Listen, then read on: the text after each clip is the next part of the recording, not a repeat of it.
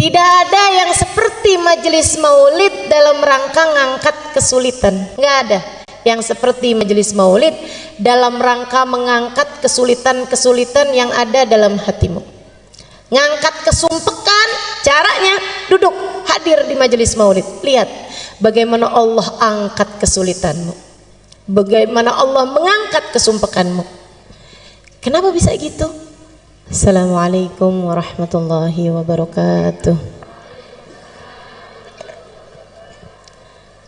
Alhamdulillah, wassalatu wassalamu ala Rasulillah Muhammad ibn Abdillah wa ala alihi wa sahbihi wa man walah.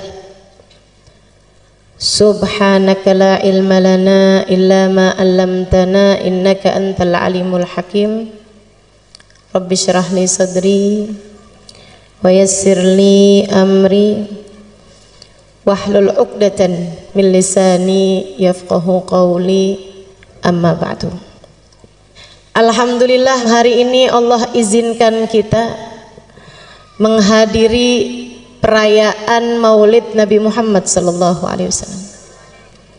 Nikmat besar dari Allah Subhanahu wa taala. Nikmat besar dari Allah Subhanahu wa ta'ala.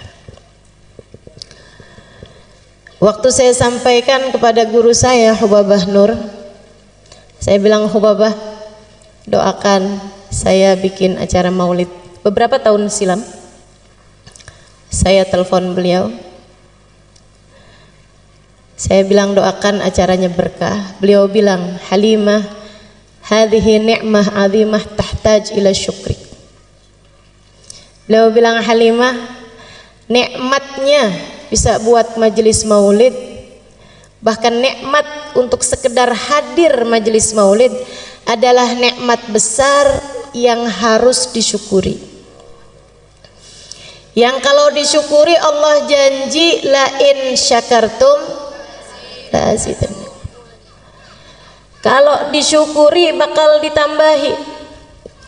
Kalau kita syukuri, kita hargai nikmat kita hadir di majelis maulid, insya Allah Allah tambahi tahun-tahun depan tetap bisa bikin majelis maulid. La in syakartum la azidannakum wa la in kafartum.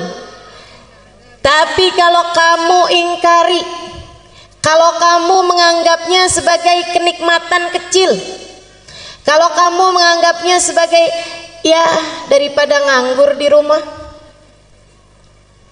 ya daripada tidur mendingan deh dengerin ada orang bikin majelis maulid, kamu tidak menghargai kenikmatan tersebut, inna azabi lasyadid. Sesungguhnya azab Allah sangat besar. Wa awwalul azab, dan awal azabnya tersebut adalah raf'un ni'mah, adalah diangkatnya kenikmatan tersebut sehingga di masa-masa berikutnya kita tidak ditakdir Allah untuk hadir majelis maulid kembali. Na'udzubillah. Ibu, kalau umur ibu sampai tahun depan pengen hadir lagi apa enggak? Adik-adik, kalau tahun depan umur panjang mau hadir lagi apa enggak? Masyi kama majma'il maulid yujallil kurub, kata Habib Ari Habsyi. Tidak ada yang seperti majelis maulid dalam rangka ngangkat kesulitan. Enggak ada lagi yang kayak majelis maulid dalam rangka bikin seneng hati yang hadir. Subhanallah, nggak di mana. Kalau hadir majelis maulid, asal majelis maulidnya benar, asal majelis maulidnya khusyuk, tidak ditunggangi kepentingan-kepentingan apapun, hadir majelis maulid benar, sampai seanak-anak kecil yang hadir pada girang, pada seneng, pada hatinya berbunga-bunga, ketawa-ketawa, lari-lari, senang bener. Coba perhatikan, semua senang hadir majelis maulid.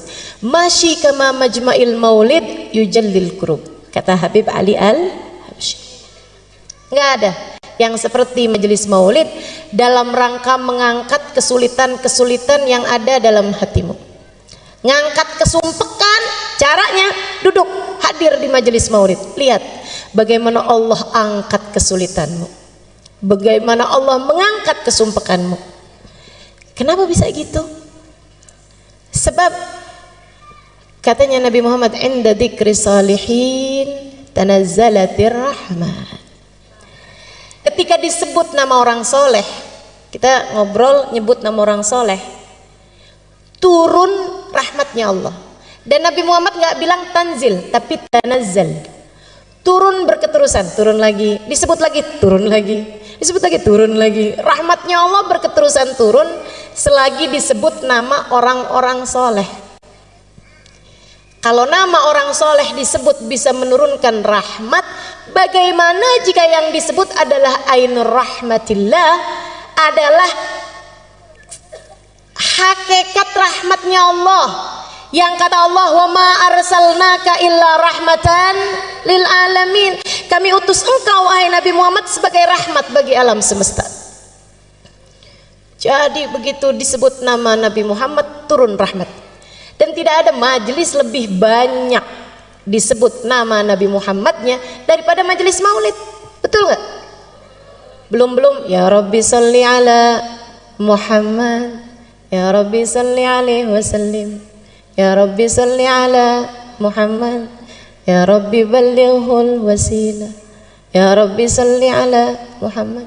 Berapa banyak nama Nabi Muhammad disebut-sebut dalam majelis-majelis maulid.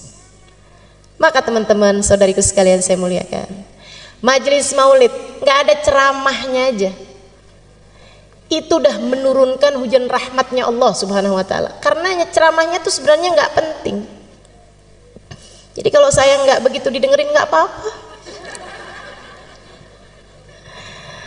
Kalau nggak usah pakai ceramah sebenarnya juga nggak apa-apa. Cuman kayak rugi gitu ya punya ya. Masya Allah. Masyi kama majma'il maulid yujallil kurub.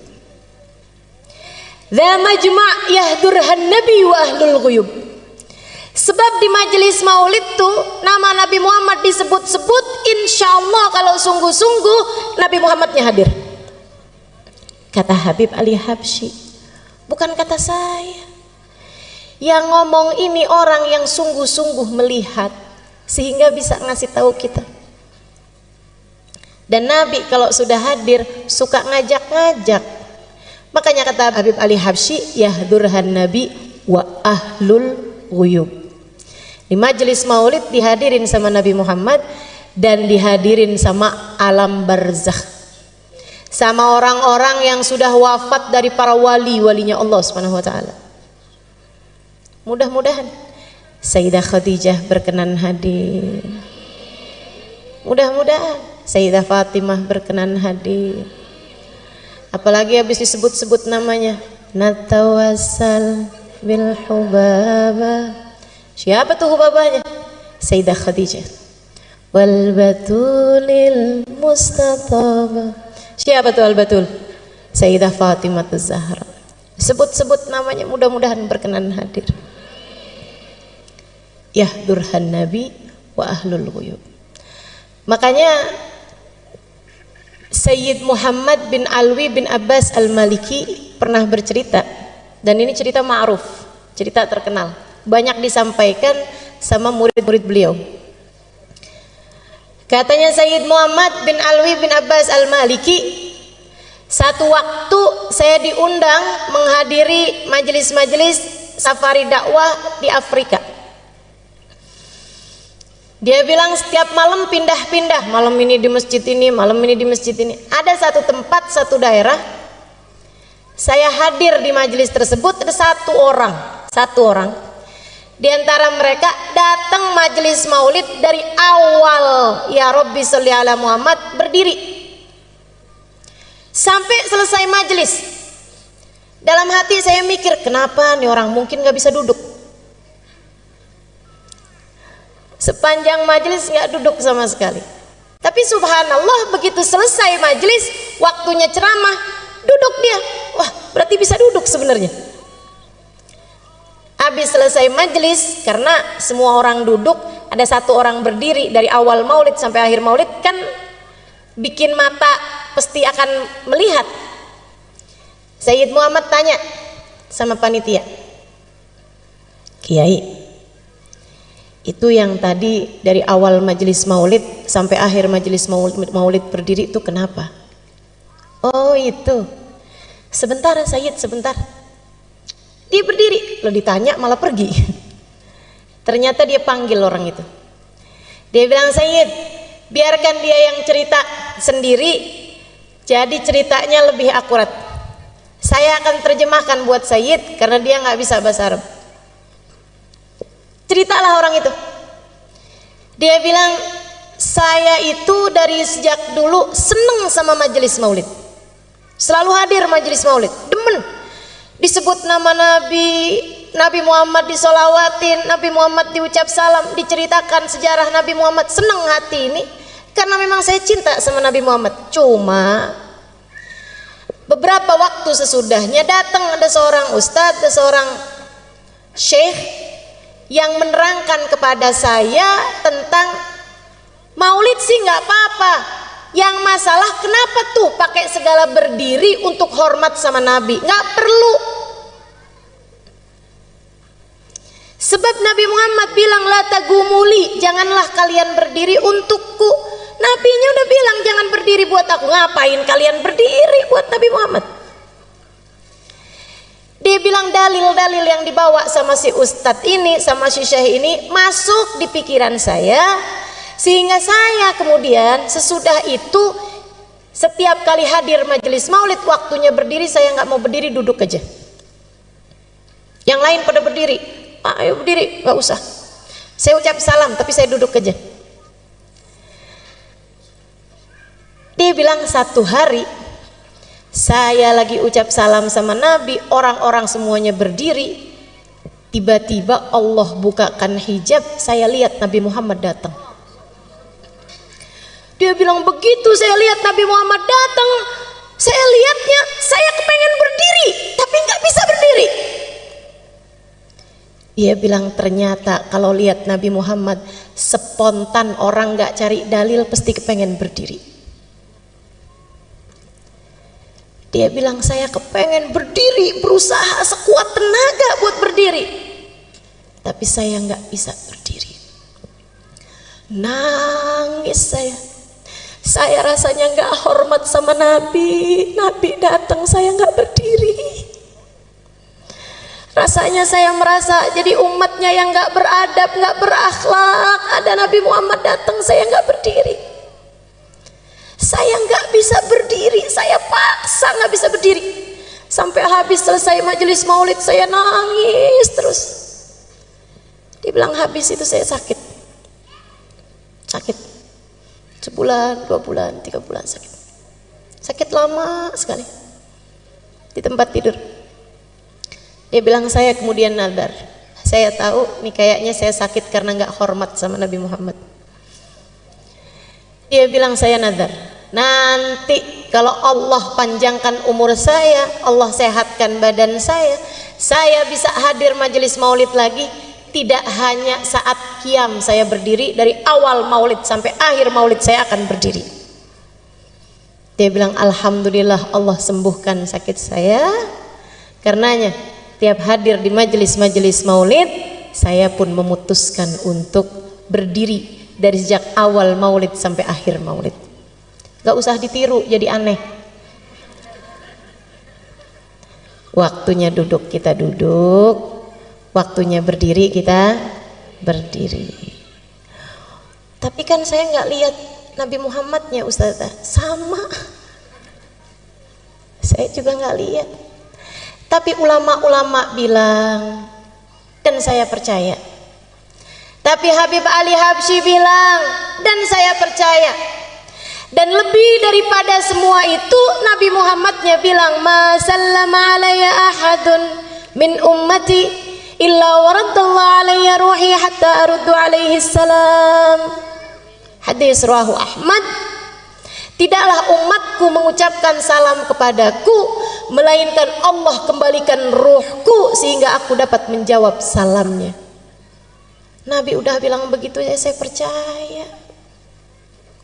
Karenanya di saat kita baca maulid, waktunya berdiri ucap salam sama Nabi, kita berdiri. Siapa tahu di saat para ulama-ulama kita, di saat orang-orang soleh yang bersama dengan kita, dengan hati bersih mereka dapat merasakan kehadiran Nabi Muhammad, kita pun ikut serta di antara mereka mendapatkan keberkahan Nabi Muhammad. Tidak ada yang seperti majelis maulid dalam rangka mengangkat kesulitan. Dhawakat taubatak yal asi idza batatu, kata Habib Ali Habsyi. Ini adalah waktumu wahai hamba yang penuh dosa untuk bertaubat. Dhawakat taubatak ya syarid idza batau. Ini adalah waktumu wahai hamba yang kabur untuk kembali kepada Allah. Hadir majelis maulid, hadirlah dengan mentaubati dosa. Tempat paling enak buat bikin gugur dosa-dosa.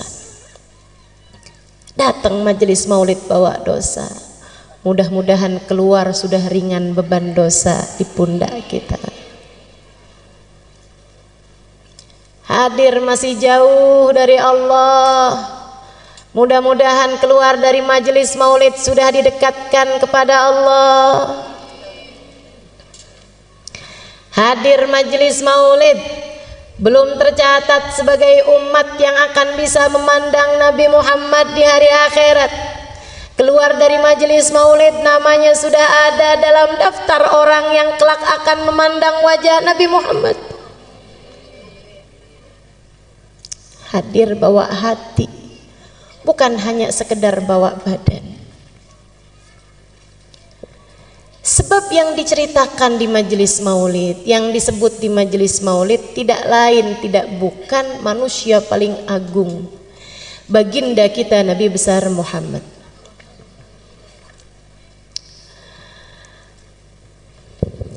Yang sesungguhnya akan diciptakan Allah Subhanahu wa taala sebelum diciptakannya segala sesuatu. Nabi Muhammad sallallahu alaihi wasallam, laula kama khalaqtul aflaq. Andai tidak karenamu wahai Nabi Muhammad tak akan kuciptakan langit bumi dan isinya. Allah dari sejak awal menciptakan kehidupan di dunia ini karena mau mendhahirkan kekasihnya Muhammad sallallahu alaihi wasallam. Tapi karena nabinya tinggal di bumi, diciptakan buminya. Karena nabinya jadi keturunannya Nabi Adam, diciptakan kakeknya duluan. Karena nabinya harus jadi yang paling akhir, sebab yang paling akhir biasanya yang paling bagus. Makanya kemudian diciptakan dulu zaman-zaman awal sebelum didhahirkan cahayanya Nabi Muhammad. Namanya ada di tiang arsy, namanya ada di pintu surga. Bu, itu surga nggak pernah direnovasi loh.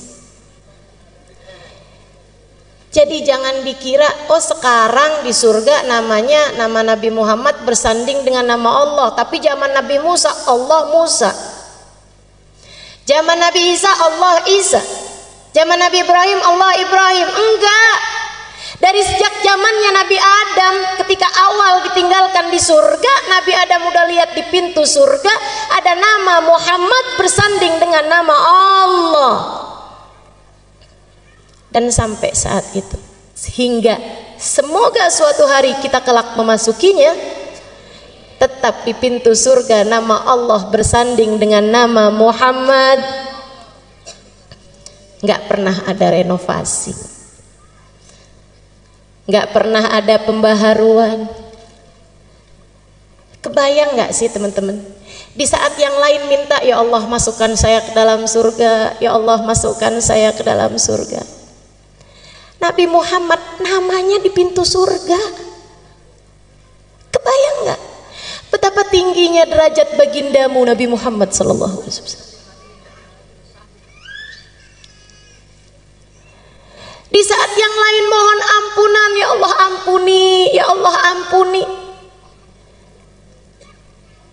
Malah kalau buat Nabi Muhammad, Nabi Adam ketika memohon ampunan, Allahumma ghfirli bi barakati Muhammad. Ya Allah ampuni aku dengan berkatnya Muhammad.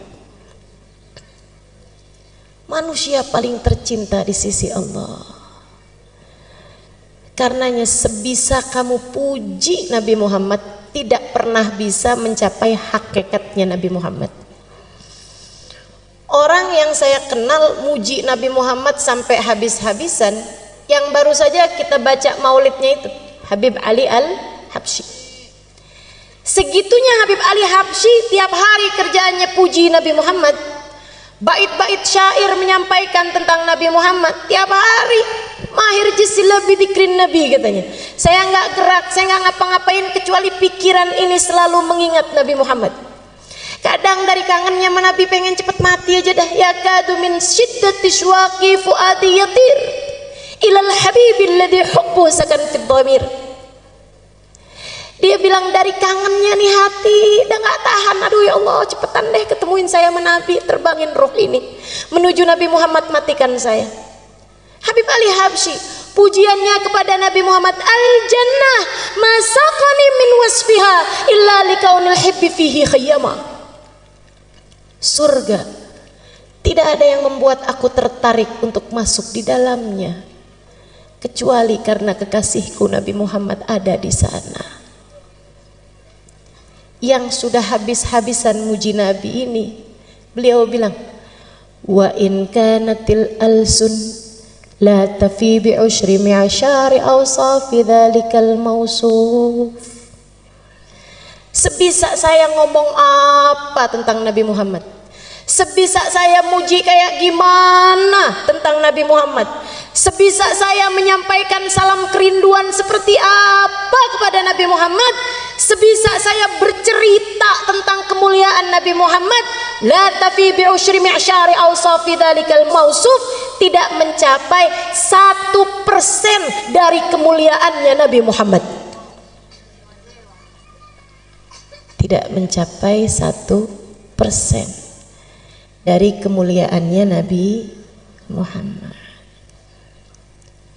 Kalau Habib Ali Habsyi bilang begitu, bagaimana mungkin kita bisa dianggap berlebihan kepada Nabi Muhammad? Habib Ali Habsyi 1%, kita berapa kira-kiranya? Habib Ali Habsyi berbicara seperti itu karena mengikuti pendahulu-pendahulunya. Manusia paling kenal sama Nabi Muhammad namanya Abu Bakar. Namanya Abu Bakar, Sayyidina Abu Bakar As-Siddiq radhiyallahu ta'ala anhu wa arda. Sayyidina Abu Bakar bercerita tentang kedekatan beliau kepada Nabi Muhammad. Katanya Sayyidina Abu Bakar, ma araftu minhu illa dzil. Saya tuh kenal sama Nabi Muhammad itu hanya baru sekedar bayangannya aja. Hakikatnya Nabi Muhammad saya belum pernah tahu. Orang paling dekat loh sama Nabi Muhammad, bilangnya saya hanya baru kenal bayangannya aja. Kalau Nabi punya bayangan, saya cuma baru kenal bayangannya aja. Tapi Nabi memang nggak punya bayangan. Nabi nggak punya bayangan. Kenapa? Ulama mengatakan karena dua hal. Jadi Nabi kalau jalan di bawah matahari sekalipun nggak ada bayangannya. Wala dhillun lahu bal kana nura. Ada lagunya tuh. Wala dhillun lahu. Nabi Muhammad nggak punya dhil, nggak punya bayangan. Ulama bilang karena dua hal. Yang pertama karena Nabi Muhammad cahaya, dan bagaimana mungkin cahaya punya bayangan? Cahaya itu kalau kena ke benda padat, benda hitam baru ada bayangan. Tapi kalau cahayanya itu sendiri, cahaya nggak punya bayangan. Cahaya membayangi, tapi nggak punya bayangan. Nabi cahaya, cahayanya Allah.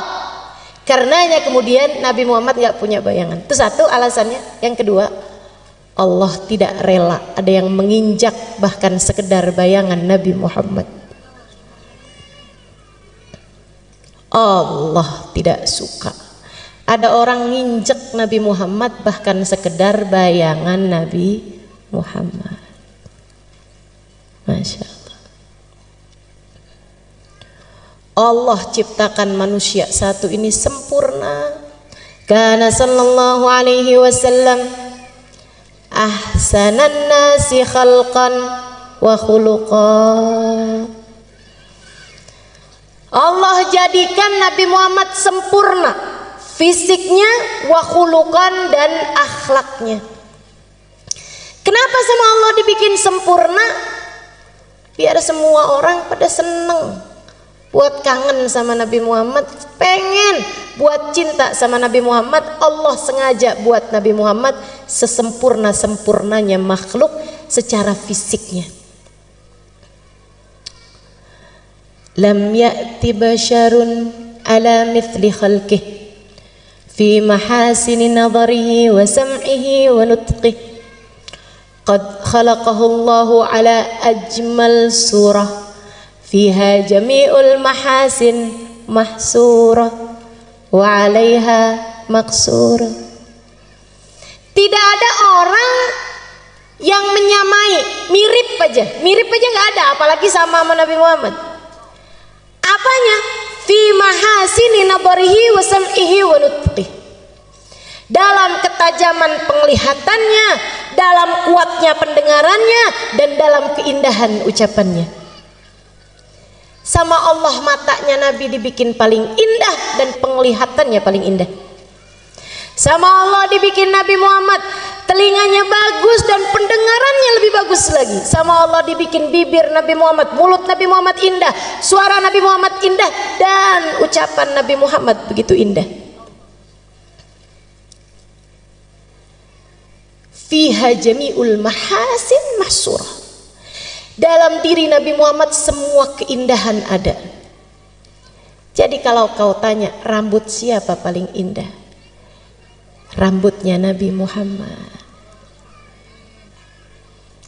Kalau kamu tanya alis siapa yang paling cakep, alisnya Nabi Muhammad.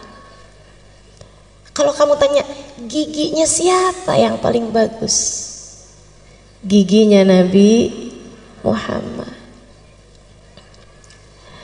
Makanya orang tuh asal lihat Nabi Muhammad, hatinya nggak punya kebencian, ya Allah, takluk, penuh karisma. Orang-orang kafir salah prediksi terhadap hal ini. Pernah satu waktu di awal-awal Islam, kaum kafir Quraisy, teman-teman sekalian, karena melihat banyak orang masuk Islam, gimana caranya nih mau menghambat dakwahnya Muhammad nih. Zaman itu orang menjatuhkan orang, bunuh karakter, pembunuhan karakter, pembunuhan image, itu bisa salah satu caranya dengan membuat bait-bait syair menjelek-jelekan seseorang. Kalau yang bikin syairnya itu orang yang jago, orang yang ahli, orang yang profesional, itu syairnya bisa didengungkan orang di mana-mana buat ngata-ngatain seseorang sampai terbunuhlah karakter orang tersebut karena syair-syair yang disampaikan orang-orang. Mereka pun perlu mendatangkan seorang penyair paling hebat pada zaman tersebut bernama Hasan bin Thabit. Didatengin dari daerah lain. Hasan bin Thabit, pujangga paling terkemuka. Kalau orang melamar anak gadis, bawa syairnya Hasan bin Thabit tentang pujian kepada perempuan tersebut, lamarannya pasti akan diterima. Zaman itu. Saudaraku sekalian saya muliakan, jadi ini ceritanya mereka panggil Hasan bin Thabit. Ketemu sama Umayyah bin Khalaf, Abu Sufyan bin Harb, ketemu sama pemuka-pemuka Quraisy. Hasan, ya, dipanggil, didatangkan, dijemput. Hasan bin Thabit diundang sama pemuka Quraisy.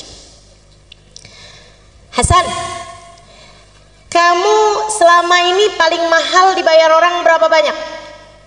Mahal teman-teman saya sekalian. Misalnya 100 juta untuk satu syair.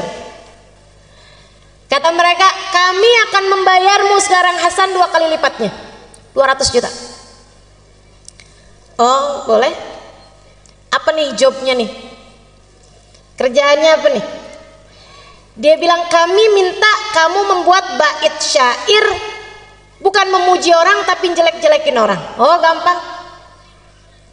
Berapa lama kira-kira? Saya perlu lihat orangnya. Berapa lama kamu lihat? Ya, 5 menit, 10 menit. Aib orang udah bisa kelihatan 5 menit, 10 menit. Kekurangan orang, cacat orang udah bisa kelihatan. Jadi teman-teman saudaraku sekalian saya muliakan, kata Hasan bin Thabit, sebentar selesai. Baik kalau gitu. Nih kita bayar kamu 50% dulu DP setengah, 100 juta bayar. Terima sama Hasan. Dia bilang yang 100 juta lagi sesudah syairmu jadi. Siap. Siapa nih yang saya mau kata-katain? Siapa nih yang saya mau bikin gojlokan hinaan? Ya, bentar lagi orangnya datang. Nabi itu dari dulu istiqomah. Kalau tawaf jam segitu, tiap hari ya jam segitu. Makanya umat Islam ini dikenal disiplin dan istiqomah. Sholat duhur siangnya siang terus, nggak pernah ada ceritanya. Malam-malam sholat duhur. Istiqomah. Nabi Muhammad jam tawafnya orang kafir Quraisy semua udah tahu. Bentar lagi nih dia tawaf nih. Bentar lagi. Tungguin aja. No di sana, no, tungguin. Bentar lagi dia masuk. Oh siap. Siapkan bolpen, siapkan kertas. Hasan bin Thabit tungguin mana dia orangnya. Nggak lama datang Nabi Muhammad. Ya Allah. Hasan bin Thabit lihat Nabi Muhammad. Mudah-mudahan kapan waktu kita bisa lihat Nabi Muhammad. Hasan bin Thabit lihat Nabi Muhammad. Dilihatin sama Hasan bin Thabit. Nabi Muhammad bergerak pelan-pelan. Fa-idza masya faka'annama yanhattu min sabab. Nabi jalannya ringan. Kalau jalan seperti menuruni tangga, bukan seperti naik gunung. Orang kalau jalan naik gunung kan berat. Kalau jalan turun tangga seteringan. Nabi kalau jalan ringan. Dilihatin sama Hasan. Bagus bener nih orang. Dipandangin wajahnya. Pandangin. Dari Hasan duduk nggak puas berdiri. Dideketinya Nabi Muhammad sallallahu alaihi wasallam. Dilihatin mukanya, rambutnya, alfiyul anfi, imiyul fami, nuniyul hajib. Hidungnya kayak huruf alif kecil mancung. Alisnya kayak huruf nun yang terbalik. Bibirnya senyumnya nggak hilang, penuh seperti huruf mim. Dipandangin kulitnya yang putih kemerah-merahan, abyadal launi musyarraban bihumrah. Dipandanginya tangannya, dadanya, kakinya. Dipandangi dari ujung rambut ke ujung kaki, terus diikuti Nabi Muhammad sallallahu alaihi wasallam. 1 putaran tawaf, 2 putaran tawaf, 3 putaran tawaf. Hasan bin Thabit menatap lekat Nabi Muhammad sallallahu alaihi wasallam hingga selesai Nabi Muhammad tawaf. Nabi kemudian keluar dari mataf, dari tempat tawaf, dan tidak terlihat mata kembali. Pulang. Hasan bin Thabit duduk dan menuliskan bait-bait syair. Yang nunggu di bawah bukit Sofa, yes, habis ini ada syair-syair kita punya buat menghina Nabi Muhammad.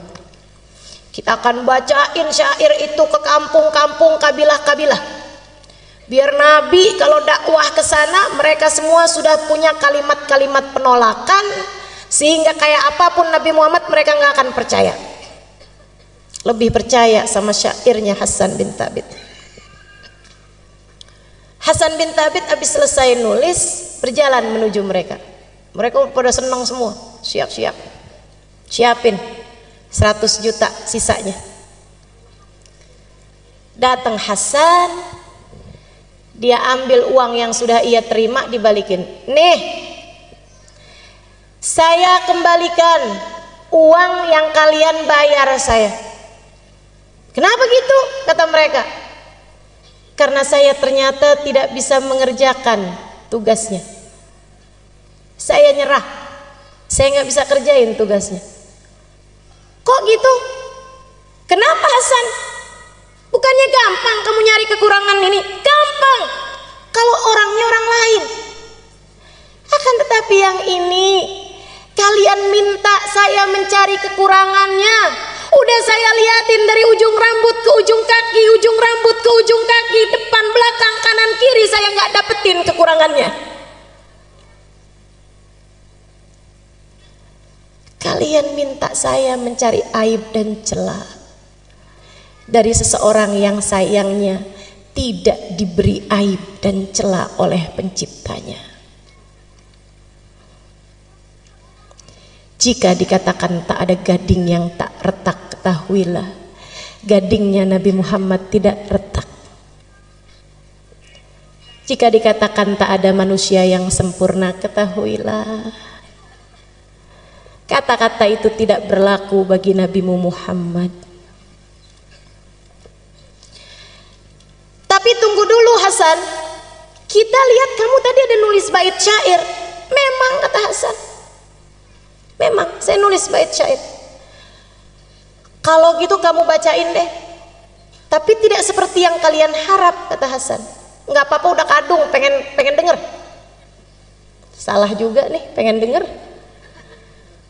Saya akhirnya jadi hafal. Gara-gara orang kafir Quraisy pengen denger. Padahal maksud mereka mau menjelekkan Nabi Muhammad, malah akhirnya keluar bait syair yang seperti ini indahnya. Kata Hasan, baik saya bacain, tapi sekali lagi tidak seperti yang kalian harapkan. Nggak apa-apa, bacain aja, udah kadung, terlanjur. Lamma ra'aitu anwaruhu sata'at wada'tu min khifati kaffi ala basari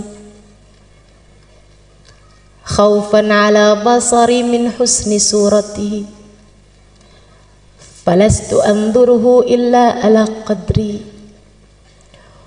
ruhun minan nuri fi jismin minal qamari kahulyatin nusijat minal anjumiz zuhri. Lamma ra'aitu anwaruhu sata'at, ketika aku lihat cahaya itu datang, segera aku letakkan telapak tanganku di mataku. Segera aku tutup mataku dengan kedua tanganku. Kenapa?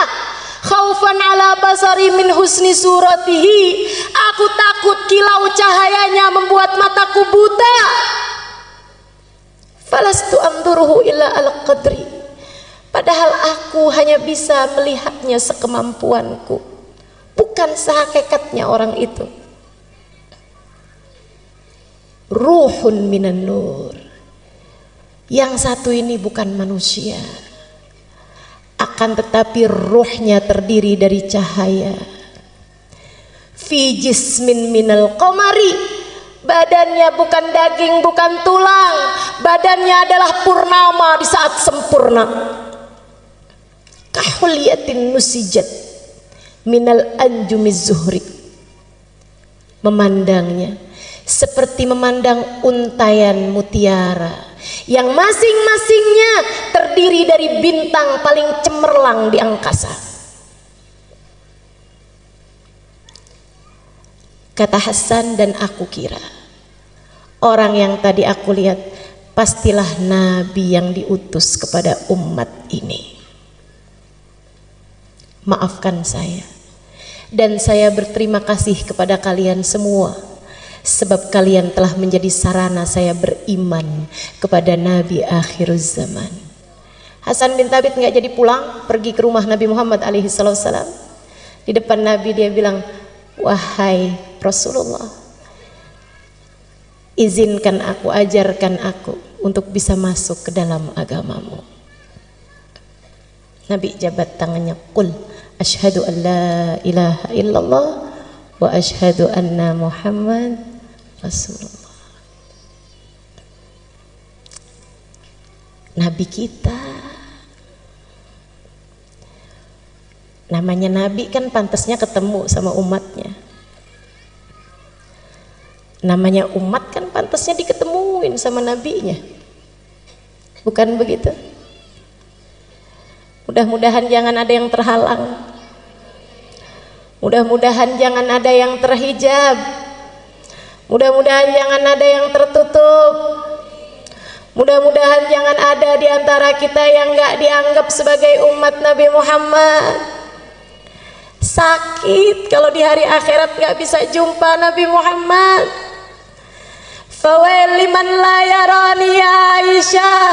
Celaka yang di hari akhirat nanti tidak dapat berjumpa denganku wahai Aisyah. Sungguh celaka teman-teman saudariku sekalian. Nggak usah di akhirat, di dunia aja kita diceritakan tentang para sahabat berjumpa Nabi Muhammad, dan kita merasa begitu iri dan cemburu kepada mereka semuanya. Di dunia aja nyesel benar nggak bisa ketemu Nabi Muhammad. Di dunia aja nyesel begini nggak pernah ketemu Nabi Muhammad. Di dunia aja kepengen begini ketemu sama Nabi Muhammad. Di dunia aja kangen begini sama Nabi Muhammad. Gimana rasanya kalau di hari akhirat nggak boleh ketemu sama Nabi Muhammad? Makanya semoga tidak ada yang terhalang. Kita doakan anak-anak kita, saudara-saudari kita,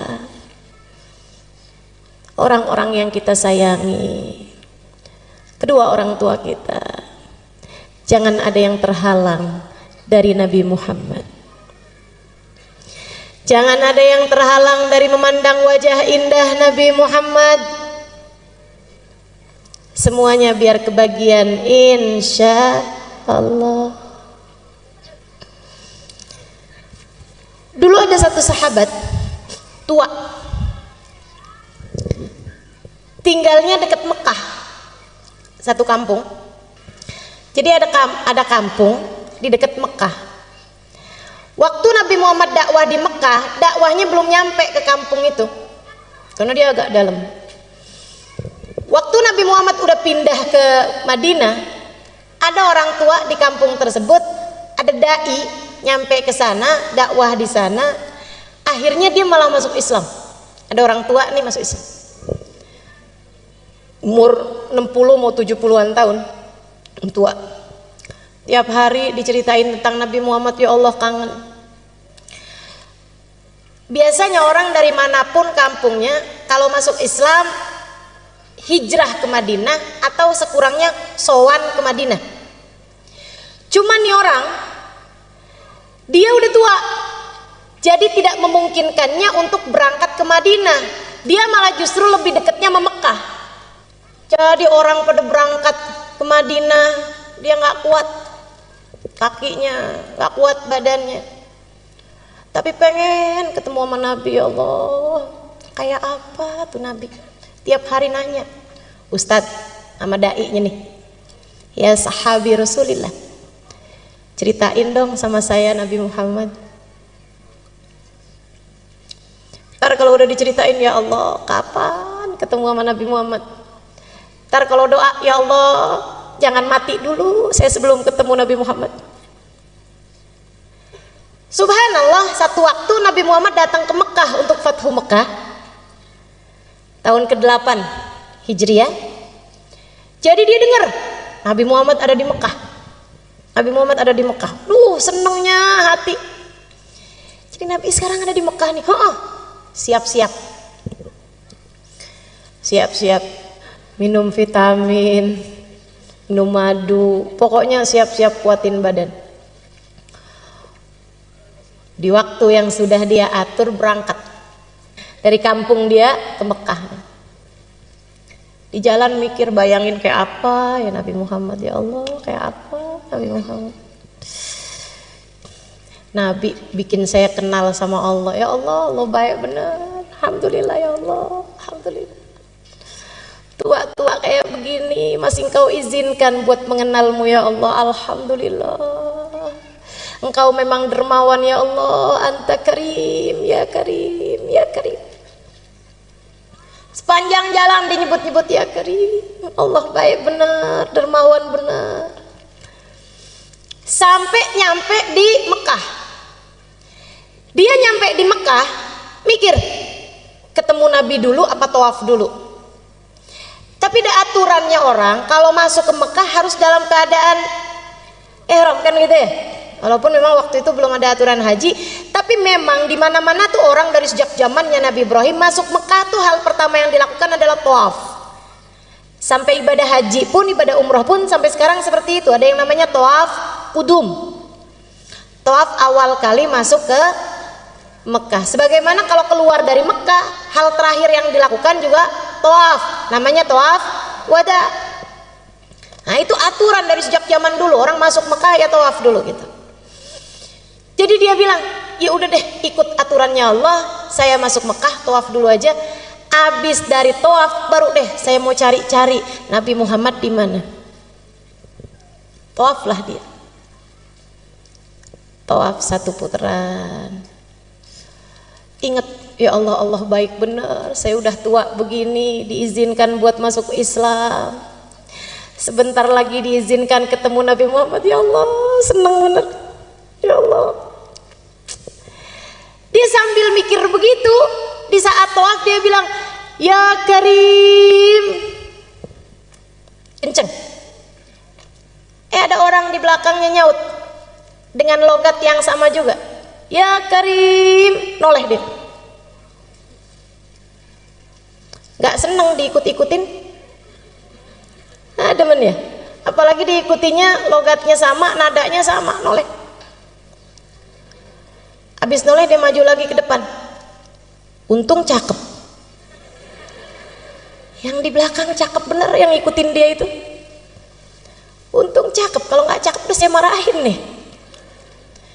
Lanjut tawaf. Udah lagi enak-enak deh. Kebayang lagi gitu, Allah baik bener. Ya Karim, dia bilang. Yang di belakang nyaut lagi, ya Karim. Dia liatin lebih lama. Ini orang untung aja cakep. Habis itu, udahlah. Orang cakep memang dimaklumi. Keunggulan buat orang cakep ini ya. Urusan-urusan suka rada gampang. Katanya yang cakep. Karena saya enggak, jadinya saya cuma bisa cerita aja. Teman-teman saya ikut sekalian. Akhirnya dia pun konsentrasi lagi. Dia lupakan nih orang di belakangnya yang cakep ini tadi. Dia lanjutkan. Kali ini entah di tawaf yang kelima, entah di tawaf yang keenam, kembali hatinya berasa bergemuruh dengan rindu. Jadi dia pun kembali berkata, sesudah memahami Allah tuh emang baik bener, mas. Ya Karim. Di belakangnya juga ya Karim. Dia noleh, kemudian dia bilang, saya udah nggak tahan lagi.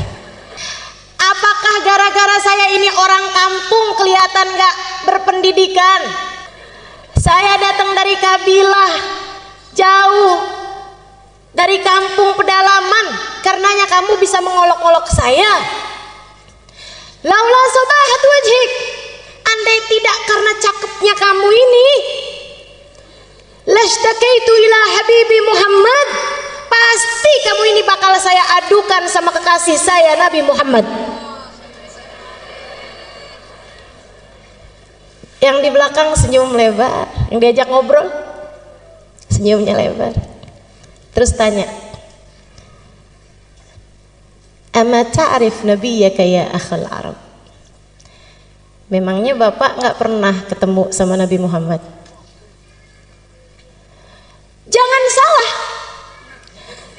saya memang belum pernah ketemu sama Nabi Muhammad, tapi saya ini beriman udah lama sama Nabi Muhammad. Dan jangan salah, saya memang belum pernah ketemu sama Nabi Muhammad, tapi hati ini bergemuruh rindu sama Nabi Muhammad. Kayak kita, rada mirip juga sih. Jangan salah, kita memang gak pernah ketemu Nabi Muhammad, tapi kita udah beriman sama Nabi Muhammad dari dulu, dari lahir. Waktu kita lahir gak dikasih tahu siapa nama bapak kita, udah dikasih tahu namanya Nabi Muhammad. Betul? Kita emang belum pernah lihat wajah Nabi Muhammad, tapi kita udah tahu rasanya rindu sama Nabi Muhammad. Jadi dia pembelaan nih, bilang, emang saya gak pernah ketemu Nabi, tapi saya cinta sama Nabi. Orang itu senyumnya semakin lebar. Kemudian dia berkata, kalau begitu kenalkanlah Pak, saya Nabi Muhammad. Nabi Muhammad tahu gitu dari tadi ya. Ini malah udah sempet dicemberutin. Dia bilang, ya Rasulullah, dipegang tangan Nabi Muhammad, dia ciumin tangan Nabi Muhammad bolak-balik, dipegang Nabi Muhammad, dia usap-usap Nabi Muhammad. Ya Rasulullah, kangen saya kepadamu wahai Rasul, kepengen nyampe di Madinah tapi udah gak kuat, makanya saya tunggu engkau di Mekah, sebab kampung saya dekatnya sama Mekah. Maafkan saya Rasul, nggak ketemu engkau dari dulu-dulu, bukan nggak kangen, bukan nggak rindu, tapi badan ini sudah tidak lagi mampu menanggung lelahnya perjalanan. Diciumin tangan Nabi Muhammad SAW bolak-balik. Nabi kemudian bilang sama dia, jangan Pak, jangan berlebihan sama saya. Tarik tangannya sama Nabi Muhammad. Malaikat Jibril turun. Jangan berlebihan sama saya. Saya ini hanyalah manusia yang diutus sama Allah untuk menyampaikan wahyu. Jangan kamu berlaku seperti ini kepada saya, seperti perlakuan orang Nasrani kepada Nabi Isa. Malaikat Jibril turun. Bukan negur orang Arab ini, bukan negur Badui ini, bukan. Tapi yang ditegur justru Nabi Muhammad. Kamu salah Muhammad. Qad khussista bi khasa'is min indillah. Engkau justru adalah orang yang paling mulia di sisi Allah. Sehingga kalau ada orang salaman bolak-balik padamu itu pantas. Bahkan lebih dari itu pun pantas. Dan sampaikan kepada orang Arab ini, kepada orang Badui ini, pada orang tua ini, jangan dia tertipu dari kedermawanan Allah, sebab Allah maha berkuasa terhadap siapapun. Allah akan menghisab dia atas segala yang telah Allah berikan padanya. Nabi sampaikan, Pak, kata Allah, Bapak jangan tertipu sama kedermawanan Allah, sebab Allah akan bisa menghisab Bapak. Dia bilang, apa sayuhasibuni Allah Ta'ala ya Rasulullah? Tunggu Rasul, jadi maksudnya Allah tadi ngirim malaikat Jibril ngasih tahu saya bahwa saya akan dihisab gitu sama Allah, saya akan ditanya-tanya sama Allah? Iya Pak, benar Rasul. In hasabani Allah Ta'ala fa ana sa'uhasibullah. Tenang ya Rasulullah, kalau saya sampai ditanya-tanya sama Allah, saya akan balik tanya-tanya sama Allah. Nabi balik nanya, Bapak maksudnya apa Pak, mau menghisab Allah? Dia bilang, in hasabani Allah Ta'ala ala dhunubi. Rasul, Kalau Allah mempertanyakan dosa-dosa saya akan mempertanyakan keluasan ampunannya kepada hamba-hambanya. Ini biarpun kampung tapi cerdas. Walaupun Allah menanyakan kepada saya tentang dosa-dosa saya akan bertanya kepada Allah, dan di mana ampunanmu ya Allah? Bukankah ampunanmu lebih luas daripada seluruh dosa-dosa saya? Bukankah kabarnya dosa-dosa meskipun sebesar apapun, seberat apapun dilempar ke dalam lautan ampunan Allah, hanya akan menjadi kalamami, seperti buih-buih di dalam lautannya Allah Subhanahu wa taala. In hasabani Allah, jika Allah menghisab saya atas kesembronoan saya beribadah, atas kekurangan saya dalam segala macam hal, saya akan menghisab Allah Subhanahu wa taala atas luasnya kemakluman Allah Subhanahu wa taala. Allah kan maha maklum, maha afu. Allahumma innaka afuwun karimun tuhibbul afwa. Allah maha memaklumi, Allah maha memaafkan. Kalau Allah menghisab saya atas kekikiran saya kok perhitungan mau ngasih orang, karena memang saya punya sedikit, tapi saya hitung-hitung kalau mau ngasih orang. Dia bilang saya akan menghisab Allah atas kedermawanan Allah Subhanahu wa taala. Nabi nunduk, Nabi nangis. Iya ya, ya Allah, Nabi nangis. Barangkali yang ditangisin sama Nabi saat itu, ya Allah, dosa-dosanya umat saya biarpun banyak, lemparkan ke dalam lautan ampunanmu. Bener nih ya Allah, kalau memang engkau akan menghisab umatku, aku akan mempertanyakan luasnya ampunanmu ya Allah. Nangis Nabi Muhammad. Nabi urusan dosa nangisnya kenceng, kenapa coba? Nabi nggak punya dosa, Nabi tahu itu. Tapi kalau urusan dosa-dosa Nabi Muhammad nangisnya kenceng.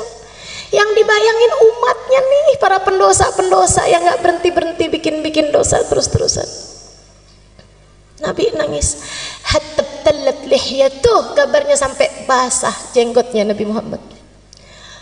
Malaikat Jibril turun lagi, kemudian bilang, ya Rasulullah, kali ini saya bawa pesan dari para malaikat langit.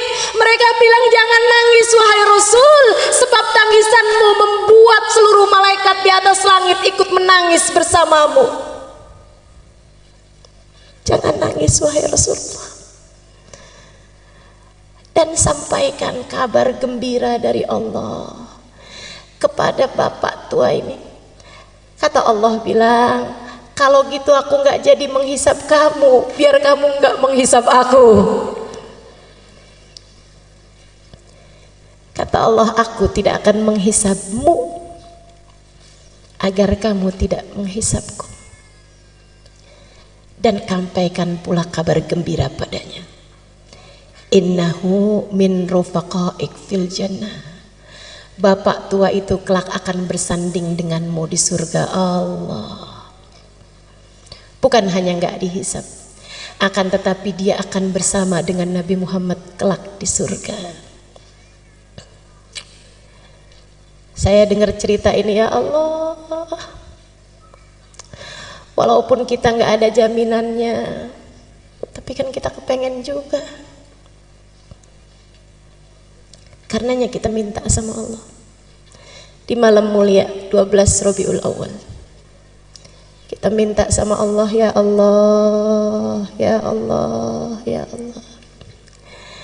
Mata ini memang tidak pernah melihat Nabi Muhammad, tapi mata ini pernah menangis rindu kepada Nabi Muhammad. Maka jangan halangkan perindu dari yang dirindui, ya Allah. Jangan halangkan perindu dari yang dirindukan. Izinkan kami berjumpa Nabi Muhammad, ya Allah. Perkenankan mata kami memandang Nabi Muhammad, ya Allah. Kumpulkan kami bersama Nabi Muhammad, ya Allah. Kama ma jama'tana fi hadad dar. bimunasabati maulidin Nabi sallallahu alaihi wasallam, bimunasabatil mahabbah lin Nabi sallallahu alaihi wasallam. Ijma'na ghadan fi dari karamatik ma'ahu ya Allah. Sebagaimana Engkau telah mengumpulkan kami dalam rangka merayakan maulid Nabi Muhammad, Engkau telah kumpulkan kami dalam rangka mencintai Nabi Muhammad. Kumpulkan kami kelak di hari akhirat bersama Nabi Muhammad. Kumpulkan kami kelak bersama Nabi Muhammad. Ya Allah, walaupun matanya telah mencatat ribuan dosa, jangan halangkan mata siapapun yang hadir di tempat ini dari memandang wajah Nabi Muhammad. Walaupun matanya telah tercatat darinya ribuan aib dan noda yang haram-haram dilalap sama matanya ya Allah, tapi jangan halangkan mata itu dari memandang wajah Nabi Muhammad. Jika yang suci hanya bisa dilihat oleh mata yang suci, maka kami mohon kepadamu dengan keberkahan manusia suci yang lahir di malam 12 Rabiul Awal, sucikan mata kami semua ya Allah, biar pantas lihat Nabi Muhammad ya Allah, biar pantas ketemu Nabi Muhammad ya Allah. Jangan ada siapapun di antara kami ataupun orang tuanya ataupun anak-anaknya ataupun saudara-saudarinya ataupun siapapun yang dia sayangi terhalang dari memandang wajah Nabi Muhammad ya Allah. Jangan ada siapapun ya Allah, jangan ada siapapun ya Allah, jangan ada siapapun ya Allah. Meskipun seberat apa dosanya, jangan jadikan hukumannya tidak bisa bersama Nabi Muhammad ya Allah. Meski seperti apapun dosanya, meski seberapapun aibnya, Engkau yang maha, Engkau yang maha ya Allah, Engkau yang maha ya Allah. Kami berkumpul karena Nabi Muhammad. Kami nggak minta selain Nabi Muhammad. Kami berkumpul karena Nabi Muhammad. Maka kami minta Nabi Muhammad untuk kami ya Allah. Kami minta istighfarnya Nabi Muhammad untuk kami. Kami minta tengadah tangan Nabi Muhammad untuk kami. Kami minta kebersamaan Nabi Muhammad untuk kami. Kami minta syafaat Nabi Muhammad untuk kami. Kami minta ketemu Nabi Muhammad ya Allah.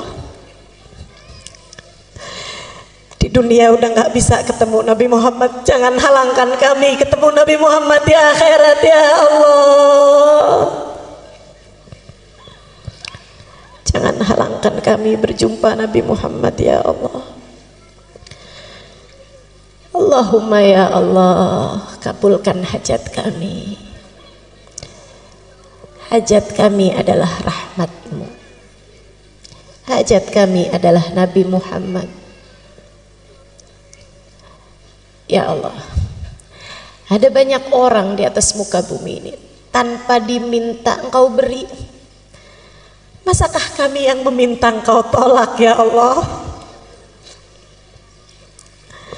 Ada banyak orang di atas muka bumi, mereka tidak pernah minta tapi Engkau beri. Masakah kami yang sudah meminta Engkau tolak ya Allah? Jika yang berdoa tidak layak Kau ijabah, bukankah di antara yang mendengar ada yang layak untuk Kau ijabah ya Allah?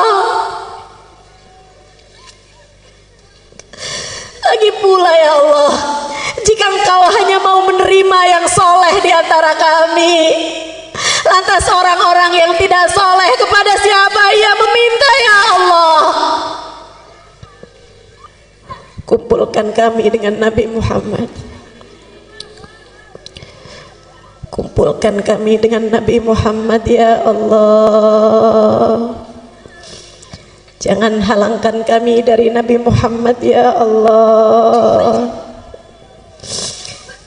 Jika Nabi yang pantas berkumpul dengannya orang-orang yang hatinya bersih, dan kami hatinya kotor, maka kami minta padamu, bersihkan hati kami ya Allah. Bukankah tidak ada yang sulit bagimu ya Allah?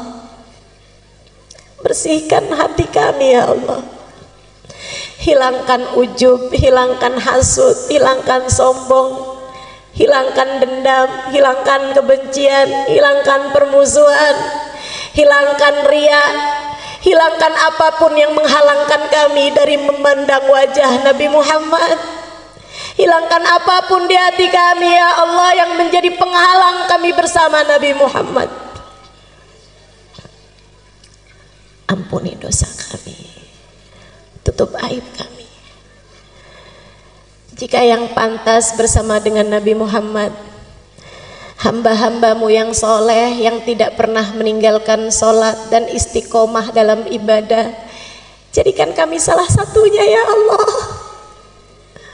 Bukankah tidak ada yang sulit bagimu ya Allah?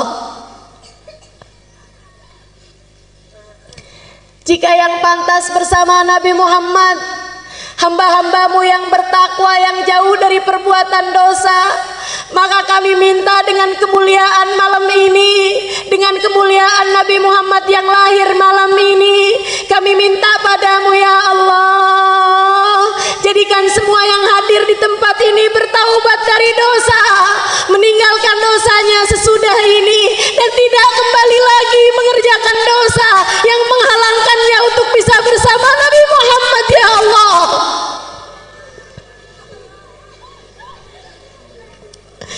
Jangan ada siapapun di antara kami anak durhaka sama orang tua. Kami tahu anak durhaka tidak akan bersama Nabi Muhammad.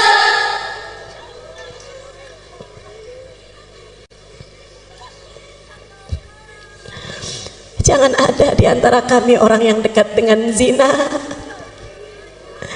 Sebab bukankah para pelaku dosa-dosa besar pasti tidak akan bersama Nabi Muhammad? Karenanya kami mohon ya Allah, karuniakan taubat, menghapuskan seluruh dosa-dosa kami ya Allah, dan jangan biarkan kami kembali mengerjakan dosa itu ya Allah. Allahumma ya Allah, jangan halangkan kami dari Nabi Muhammad.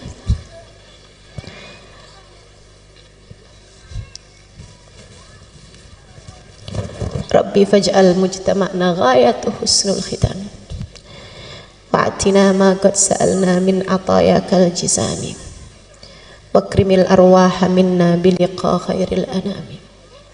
Rabbana taqabbal minna innaka antas sami'ul alim, tub alaina innaka antat tawwabur rahim. Da'wahum fiha subhanakallahumma wa tahiyyatuhum fiha salam. Akhir da'wana anil hamdulillahi rabbil alamin. Barakatin Nabi. Al-Fatihah. Saudaraku sekalian yang saya muliakan, apa sih artinya hijrah? Hijrah itu artinya pindah. Pindah dari satu keadaan kepada keadaan yang lainnya. Diwajibkan untuk hijrah dari keadaan yang buruk menuju kepada keadaan yang baik. Kamu kalau ingin di hari akhirat nanti menuju ke surga, maka dari mulai sekarang pastikan jika sebelumnya kamu masih mengarahkan langkah menuju selain surga, kamu sudah harus memastikan langkah putar balik menuju surga. Maka saya akan sampaikan padamu beberapa pesan. Saya mau sampaikan 3 pesan aja terkait hijrah kita dalam kehidupan ini, sehingga mudah-mudahan semuanya dari dunia menuju surga, dari kehidupan di dunia ini hidup dalam keadaan bahagia, amin, sampai mati husnul khotimah, di akhirat nanti masuk surga. Sekali lagi mudah-mudahan hidup kita di dunia bahagia, mati husnul khotimah, di akhirat masuk surga. Kalau kamu pengen ketiganya, hidup bahagia, mati husnul khotimah, di akhirat menuju surga, nih saya kasih tahu 3 pesan saya. Yang pertama, bagusin niat. Apapun yang kamu lakukan, siapapun kamu, dan apapun yang kamu lakukan baru benar-benar bermakna apabila niatnya bagus. Katanya Imamul Haddad, man saluhat niyatuhu saluhat a'maluhu la mahala.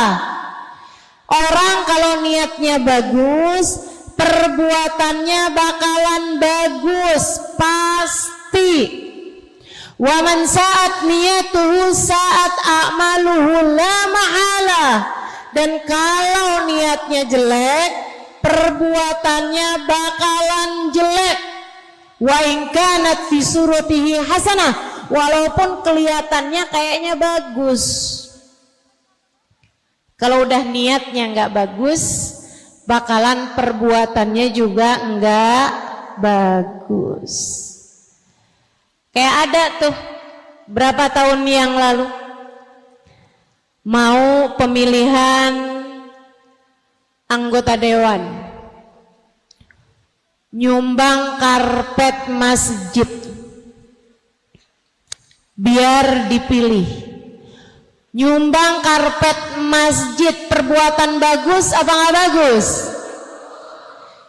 Niatnya biar dipilih, bagus apa nggak bagus? Saudaraku sekalian, ternyata abisnya pemilihan dia nggak kepilih, karpetnya diambil lagi. Masjidnya nggak punya karpet, kesian. Ada lagi nyumbang pintu masjid, ternyata nggak kepilih juga. Habis selesai pemilihan, pintunya diambil lagi, masjidnya jadi nggak punya. Masya Allah. Perbuatan sebaik apapun, niatnya harus bagus. Kamu di rumah biasakan punya niatan-niatan yang bagus. Ibu biasa masakin buat anaknya kan? Kalau masak niatnya yang bagus, Bu. Dan jangan lupa niat. Jangan asal masak aja. Ya Allah, saya niat masak buat anak dan suami, biar kami semuanya makan makanan yang sehat, sehingga bisa jadi sebab kami menjadi kuat beribadah kepadamu ya Allah. Sambil niat, ya Allah, jadikanlah makanan ini sebagai makanan yang membawa kebaikan, banyak membawa kebaikan bagi diri-diri kami dari dunia hingga kelak di hari akhirat nanti. Jangan salah, Bu. Saya dulu waktu sekolah SD, waktu saya kecil, segini, kecil, biar begini saya pernah kecil juga loh, Bu.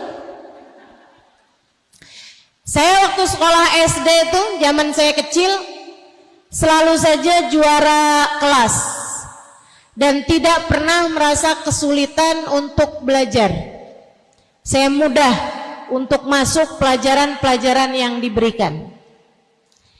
Setiap pagi sebelum berangkat sekolah, saya akan cium tangan abah saya, cium tangan umi saya, kemudian abah saya akan pegang ubun-ubun kepala saya.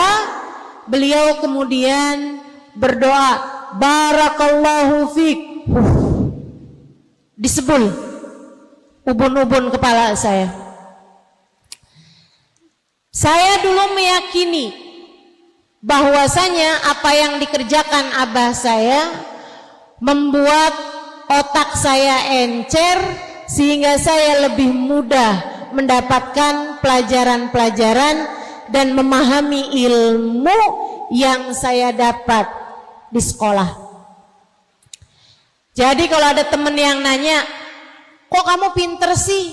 Jawaban saya, iya, karena saya disebul sama abah saya, didoakan sama abah saya. Beliau meniup ubun-ubun kepala saya sambil berdoa, barakallahu fik, semoga Allah memberkahimu nak. Saya dulu punya keyakinan itu yang membuat saya jadi cerdas. Dulu itu keyakinan saya tanpa tahu kebenarannya. Tapi ketika dewasa saya tahu bahwa ternyata hal yang seperti itu memang berpengaruh bagi saya, sebab otak ini terdiri dari cairan, dan cairan tubuh kalau disampaikan kalimat-kalimat yang baik, apalagi doa-doa yang indah, ia akan menjadi cairan yang indah pula. Molekul-molekulnya, sel-sel dalam air tersebut akan membentuk bentuk-bentuk yang sangat indah dan menjadi kekuatan untuk mengerjakan kebaikan-kebaikan. Jadi para guru yang kepengen santri-santrinya, pelajar-pelajarnya pada pinter-pinter, jangan suka ngomel.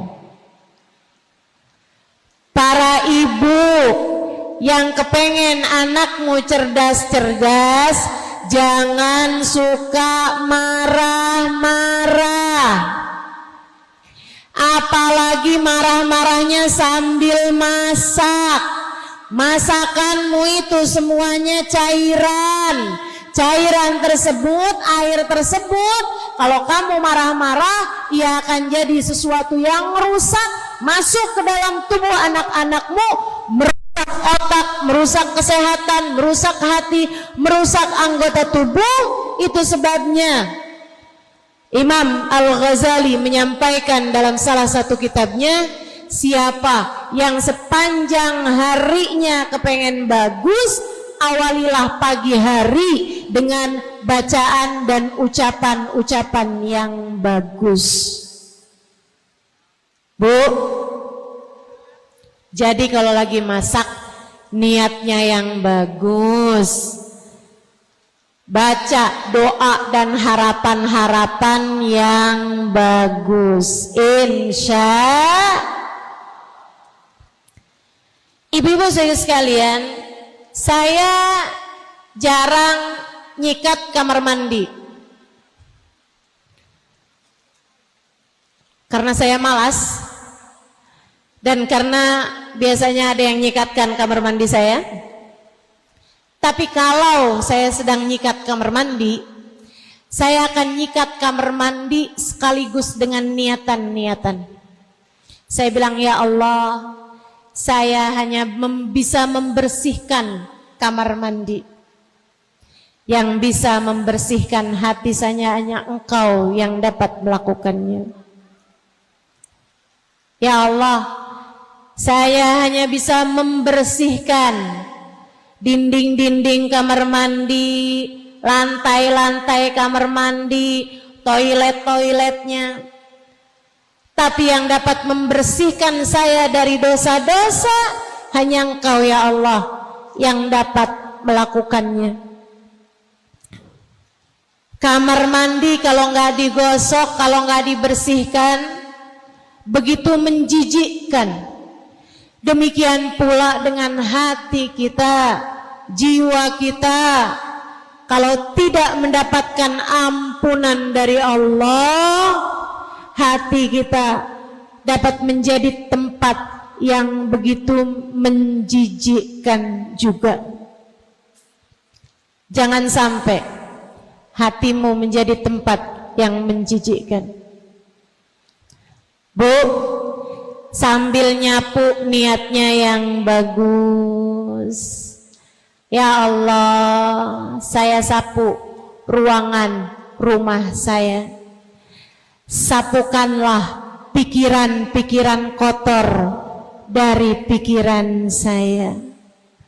Sapukanlah sampah-sampah yang memenuhi ruang hati saya.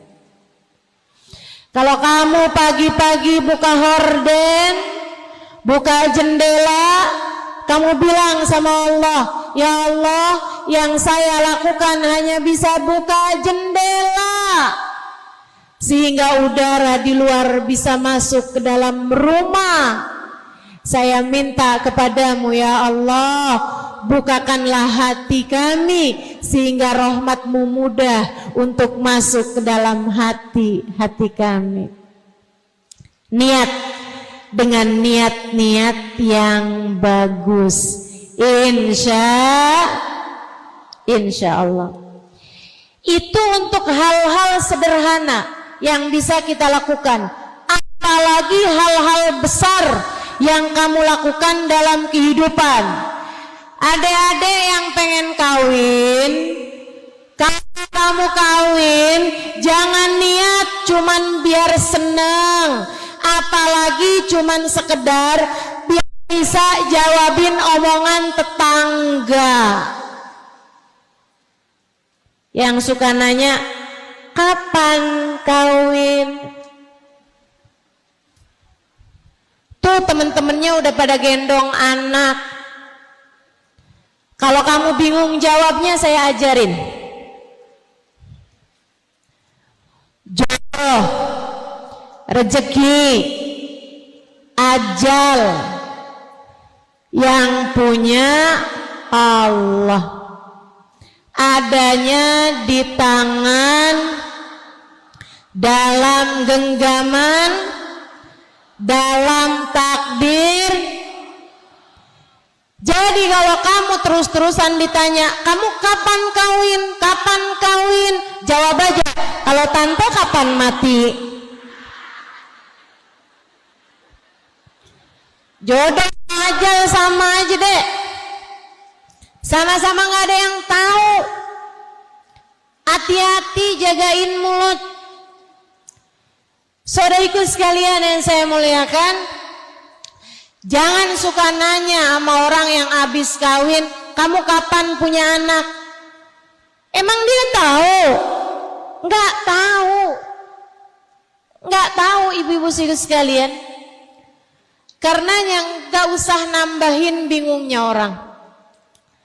Kita belajar untuk bisa menempatkan segala sesuatu sesuai dengan tempatnya, insya Allah. Nah, kalau kamu kawin, niatnya yang bagus.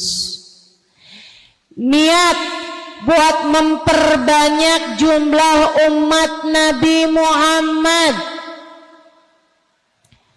Sebab Nabi Muhammad mengatakan, tanakahu takfuru fa inni mubahin bikumul umam yaumal qiyamah. Menikahlah kalian dan milikilah anak yang banyak, sebab aku akan berbangga dengan banyaknya umatku di akhirat nanti. Kalau nikah, niat yang bagus, niat mengerjakan perintah Allah, niat memperbanyak umat Nabi Muhammad sallallahu alaihi wasallam, niat mengerjakan sunnahnya Nabi Muhammad, An-nikahu sunnati faman raghiba an sunnati falaysa minni. Nikah adalah bagian dari sunnahku. Siapa yang enggan terhadap sunnahku, dia tidak termasuk bagian dari kelompokku. Jadi yang nikah niatnya harus bagus. Kalau kamu tahu kamu hamil, mulai mengandung anakmu, niat yang bagus. Ya Allah, aku niat menjadikan anak yang sedang aku kandung ini, ya Allah, sebagai hamba yang ahli ibadah kepadamu. Ya Allah, saya berusaha untuk menjalankan kewajiban saya sebagai hamba-Mu. Saya niat untuk menjadikan yang ada dalam kandungan saya sebagai umat Nabi Muhammad yang soleh atau soleha. Gitu, niatkan. Demikian pula kalau kamu ngajar, kalau kamu belajar, apapun aja yang kamu lakukan. Nih sekarang niat hadir di majelis ini, jangan cuma sekedar pengen tahu mukanya Ustazah Halimah kayak apaan sih. Ustazah yang suka viral di TikTok itu loh, yang gak pernah kelihatan mukanya, kelihatan kursinya doang. So ikut sekalian saya muliakan, gak cukup sebagai niat-niat yang bagus, mesti dinaikin niatnya. Pengen belajar jadi hamba Allah yang tahu apa yang harus dilakukan. Pengen kumpul-kumpul dengan banyak perempuan-perempuan solehah, biar saya juga ketularan jadi hamba Allah yang solehah. Kepengen belajar dari hamba-hambanya Allah Subhanahu wa ta'ala. Kepengen punya ilmu yang punya sambungan langsung sampai kepada baginda Nabi besar Muhammad sallallahu alaihi wasallam. Sebab bagaimanapun saya belajar di pondok-pondok pesantren yang para pengajarnya adalah orang-orang yang memiliki sanad keilmuan sampai kepada baginda Nabi besar Muhammad sallallahu alaihi wasallam. Termasuk urusan niat ini, bagusin niat ini adalah sesuatu hal yang sangat dipentingkan oleh Nabi Muhammad sallallahu alaihi wasallam dalam berbagai macam urusan, termasuk dalam urusan hijrah. Sebab ternyata ketika Nabi Muhammad hijrah, umat Islam hijrah berangkat dari Mekah ke Madinah, enggak semuanya kepengen untuk hidup di Madinah bersama dengan Nabi Muhammad sallallahu alaihi wasallam, menjalankan syariat agama Islam secara kafah, secara sempurna. Enggak semuanya punya niat begitu. Ada juga kerja di Mekah enggak